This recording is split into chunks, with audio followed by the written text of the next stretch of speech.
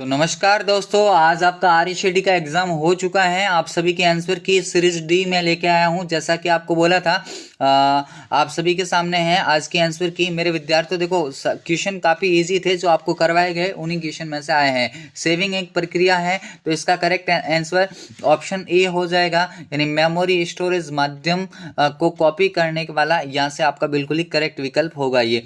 आगे बढ़ते हैं, आप अपनी सीरीज को देख लेना, ABCD जो भी आपकी सीरीज है उसके अकॉर्डिंग आपको क्वेश्चन को देखना है। फिर आपका क्वेश्चन था कि CPU और मेमोरी स्थित होते हैं, तो मेरे विद्यार्थी मदरबोर्ड के अंदर स्थित होते हैं। ऑप्शन बी आपका यहाँ से करेक्ट हो जाता है। फिर आगे बढ़ते हैं कि FTP का पूरा नाम, ये भी मैंने मैराथन में भी करवाया था, फाइल ट्रांसफर प्रोटोकॉल। क्या होता है? File transfer protocol. फिर आगे बढ़ते हैं नेक्स्ट क्वेश्चन की ओर कि आपको कुशल स्लाइड शो प्रेजेंटेशन बनाने में कौन सा एप्लीकेशन आपका मदद करता है। कितनी बार बताया था कि अगर प्रेजेंटेशन बनाना है तो पावर पॉइंट आपका करेक्ट आंसर होगा। फिर आगे बढ़ते हैं, कंप्यूटर का प्राथमिक उद्देश्य खाली जगह को प्रोसेस करना और उसे सूचना में बदलना, तो किसको? डेटा को सूचना में बदलना होता है।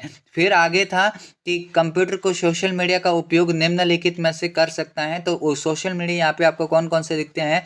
फेसबुक, इंस्टाग्राम, ट्विटर आदि, ये आपकी क्या है? सोशल मीडिया होते हैं। फिर आपसे बोला था कि जंक मेल को क्या कहा जाता है, तो मेरे विद्यार्थियों मैंने बोला था ना कि अनचाहे मेल या जंक मेल आपके क्या होंगे? स्पैम होंगे। फिर आपसे बोला था कि USB का पूरा नाम है ना, USB का पूरा नाम, तो यूनिवर्सल सीरियल बस। ऑप्शन ए आपका यहाँ से करेक्ट हो जाता है। फिर आपसे बोला है कि TB, KB, GB, MB memory के अंदर आपको क्या करना है? आरोही क्रम में, तो आरोही क्रम में तो आपका ऑप्शन सी होगा, है ना। सबसे बड़ी TB, फिर GB, फिर MB, फिर KB। ये मैंने बोला था कि ऐसा क्वेश्चन आपसे दिया जाएगा। फिर आपको बोला है कि कॉम्पैक्ट डिस्क रिकॉर्डेबल, यानी कि जिसके अंदर डेटा को एक बार ही रिकॉर्ड किया जाता है, और यहाँ पे भी क्या है? राइट वंस रीड, मैंने एक बार ही रिकॉर्ड किया जा सकता है। फिर नेक्स्ट क्वेश्चन था आप सभी के लिए कि ये बोला था कि शिफ्ट डिलीट कुंजियों का उपयोग करके आप फाइल या फोल्डर को स्थायी रूप से मिटा सकते हैं। बिल्कुल सही है, रिसाइकल बिन में भी नहीं रहेगा, और इससे भी ये होता है।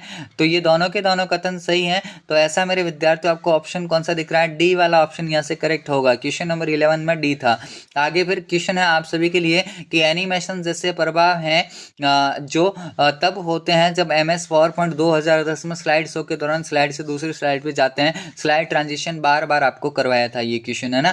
फिर आगे बढ़ते हैं कि एक्सेल 2010 में सेल का एड्रेस क्या कहलाएगा, है ना। तो इसमें से ऑप्शन बी जो आपको दिख रहा है आपका बिल्कुल करेक्ट होगा। फिर आगे बढ़ते हैं, URL मैंने बोला था ना, या तो URL बोलेगा या IP एड्रेस बोलेगा या फिर ईमेल ID का, ऐसा करके कुछ आपको दिया जाएगा। तो ये आ गया क्वेश्चन आप सभी के सामने, ऑप्शन सी यहाँ से करेक्ट विकल्प है।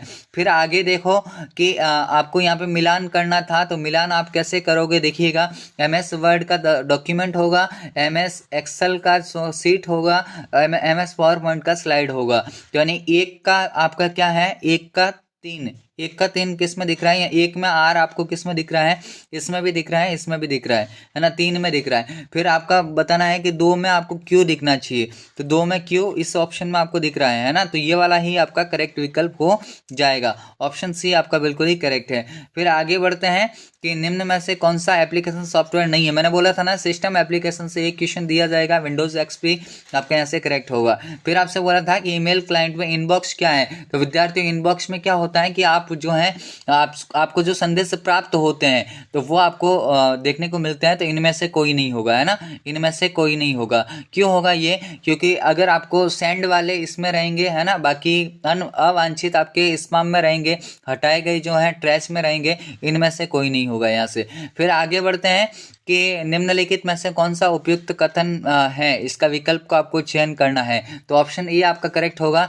बाकी ये वाला भी मैंने पढ़ा नहीं है, ये भी नहीं है, ये भी नहीं है ना। आगे बढ़ते हैं कि निम्नलिखित में से ईमेल फीड दिए गए हैं, जब डी संदेश प्राप्त करेगा तो वह कौन से ईमेल पते को देख सकता है। तो मेरे विद्यार्थी यहाँ से आप थोड़ा सा ध्यान रखना कि वो एक तो ए वाले का ईमेल पता देख पाएगा, तो ये तो ऑप्शन सभी में है ना। फिर वो किसका देख पाएगा? इनका तो देख पाएगा ना, ये वाला है, ये वाला है, और इनको भी लिखा है, इसका वो नहीं देख पाएगा ना, ई का नहीं देख पाएगा, है ना। तो ये वाला ऑप्शन भी नहीं होगा, ये वाला भी नहीं होगा, आपका ऑप्शन बी ही यहाँ से क्या है करेक्ट हो जाएगा।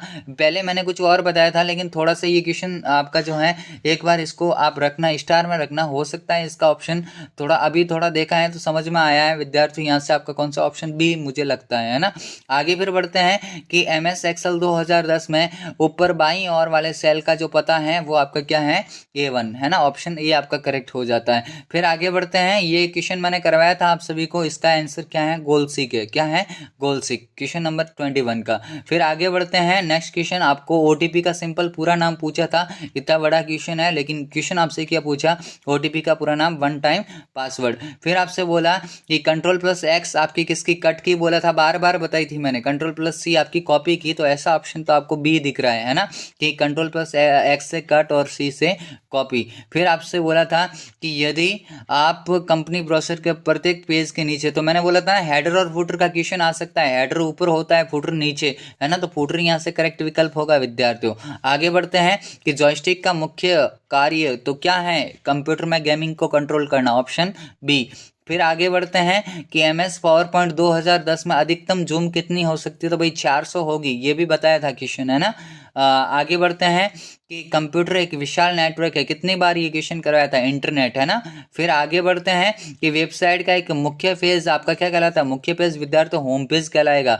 फिर आगे बढ़ते हैं कि CD और DVD में फाइल को लिखने की प्रोसेस आपकी क्या है, बर्निंग, है ना। तो ये सारे क्वेश्चन इंपॉर्टेंट क्वेश्चन थे और हमने करवाए थे और ये आपको देखने को मिले हैं। फिर आपसे बोला है कि सीधा बोला है कि सेव आप कैसे करते हो, PDF को सेव कैसे करते हो, तो फाइल टैब पे आप क्लिक करोगे, फिर सेव एज के बाद में आपको PDF क्लिक करना होगा, वहां से आपका हो जाएगा ऑप्शन ए, है ना। फिर आपसे बोला है कि विंडोज में आपका जो है आप किसी कंप्यूटर को प्रोजेक्टर के साथ में जोड़ते हो तो कंप्यूटर और प्रोजेक्टर दोनों की स्क्रीन अलग अलग दिखाएगी, तो वो एक्सटेंड होगा। ये क्वेश्चन मैंने आपको बार बार करवाए थे, है ना। कंप्यूटर ऑनली में कंप्यूटर में दिखता है, डुप्लीकेट में दोनों में एक जैसा दिखता है, ये सारी बातें मैंने आपको बोली थी। फिर आपको IRCTC का मैंने बोला था ना क्वेश्चन आ सकता है, भारतीय रेलवे की ये साइट होती है, बार बार बोला था आपसे।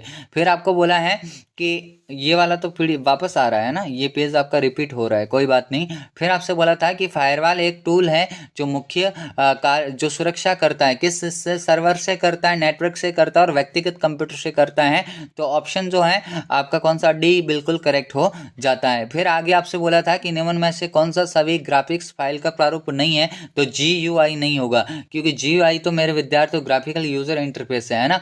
फिर आपसे बोला है कि निम्न में से कौन सा इनपुट डिवाइस का एग्जाम्पल है, तो स्कैनर। तो मेरे विद्यार्थियों काफी इजी क्वेश्चन थे, आप सभी लोग कमेंट जरूर करना कि आपके कितने क्वेश्चन बन रहे हैं और ये बताएं इनमें से आपके कितने क्वेश्चन सही है। क्वेश्चन पेपर काफी इजी था, कोई दिक्कत नहीं होगी, ये DC सीरीज वालों का था, आप अपने सीरीज के मिलान कर देना। अभी के लिए इतना ही, है ना।